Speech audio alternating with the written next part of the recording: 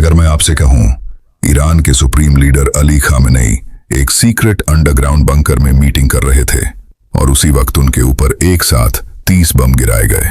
लेकिन असली कहानी यहीं खत्म नहीं होती, क्योंकि जिस वक्त हमला हुआ खामेनेई उन दो सबसे गहरे और सुरक्षित बंकरों में थे ही नहीं। यहीं से पूरी घटना रहस्य बन जाती है।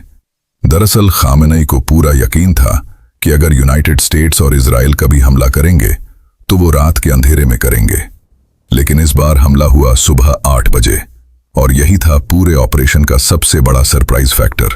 पिछले 6 महीनों से अमेरिका की सेंट्रल इंटेलिजेंस एजेंसी CIA और इजराइल की मोसाद एक ही मिशन पर काम कर रही थीं, अली खामेनेई की हर एक मूवमेंट को ट्रैक करना।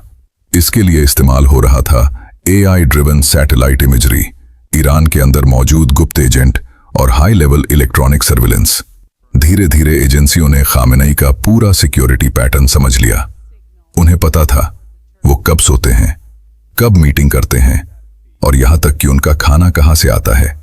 पिछले साल डोनाल्ड ट्रंप ने भी कहा था, मुझे बिल्कुल पता है ईरान का सुप्रीम लीडर किस जगह मौजूद है। लेकिन उस वक्त उन्हें मारने का फैसला नहीं लिया गया। फिर आई 28 फरवरी 2026 की सुबह। इंटेलिजेंस एजेंसियों को खबर मिली कि खामेनेई तेहरान के एक बेहद सुरक्षित कंपाउंड में अपने टॉप डिफेंस लीडर्स के साथ हाई लेवल मीटिंग करने वाले हैं। यही वो पल था जब अमेरिका और इजराइल को दिखी एक गोल्डन अपॉर्चुनिटी। अगर हमला सफल होता तो सिर्फ खामेनेई ही नहीं, बल्कि ईरान के कई टॉप डिफेंस कमांडर्स भी एक साथ खत्म हो सकते थे। CIA ने उस कंपाउंड की लोकेशन सटीक तरीके से पिन पॉइंट की और जानकारी मोसाद को दे दी। फैसला हुआ, हमला रात में नहीं, दिन के उजाले में होगा।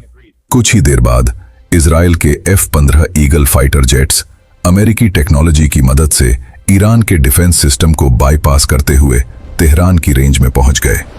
और फिर तेहरान के सेंटर में जोरदार धमाकों की आवाज गूंज उठी। सिर्फ 60 सेकंड के अंदर पूरा कंपाउंड मलबे में बदल चुका था।